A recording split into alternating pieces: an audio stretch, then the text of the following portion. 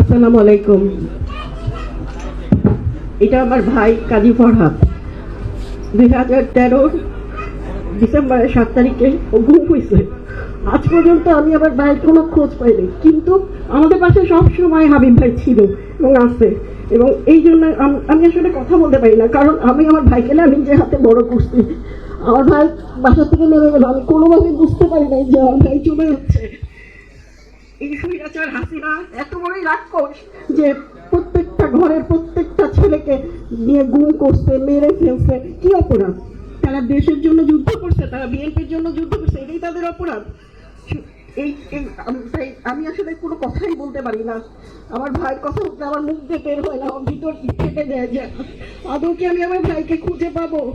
আমি প্রতিটা মুহূর্তে ওয়েট করি আমার ভাইয়ের জন্য। এই বুঝি কলিং বেল বাজবে, এই বুঝি আমার ভাই বলবে যে আমি আসছি। আমার আরেক ভাই আমান ভাই প্রত্যেকই 2013 থেকে সে দৌড়ায় বেড়াচ্ছি আমার দুইটা ভাইয়ের জন্য। সুজন, মহারাজ, আরেকটা ভাই ছিল আমার যাকে 18টা গুলি দিয়ে মেরে ফেলছে। লাস্ট ওর সাথে আমার জনির সাথে দেখা হয়, বলে আপু টেনশন করো না, আমরা আমার ভাইদেরকে খুঁজে বের করবো। কিন্তু তারপরে কিছুদিন পরেই শুনি আমার ওই ভাইকেও মেরে ফেলছে।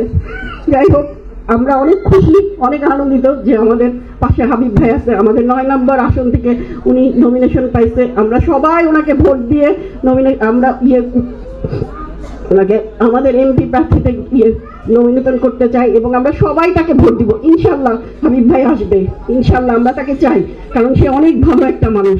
এই যে আজকের এই প্রোগ্রাম সে আমাদের জন্য করছে, এটাই আমাদের জন্য অনেক কিছু। সে আমাদেরকে মনে রাখছে। Thank you. রাতে আমাকে ফোন দিয়ে ভাইয়ারা সব ডিটেলসগুলো জেনে নিয়েছে, তো ভাইয়াদেরকে আমি অনেক ধন্যবাদ দিতে চাই। এবং আমি খিলগাঁয়ের মেয়ে, আমি মেরাদিয়ার বাসিন্দা। তো হাবিব ভাইও আমাদের স্থানীয়, তাই ওনাকেই আমরা চাই এই 9 আসনে সে ধানের শীষে প্রার্থী হয়ে আসুক। এবং আমার হাজবেন্ড হচ্ছে মিরপুর 1 নম্বরের শাহলী থানার যুবদলের ছিলেন বিএনপির। তো এই কারণে আমার ছেলেও বিএনপি করতে চায় এবং ইনশাল্লাহ বিএনপি আসবে, সেটা সে তার ধারণাতে নিয়েছে। এবং আমার ছেলের মনে প্রাণে ইচ্ছা, তার বাবা বিএনপি ছিল, সেও করবে।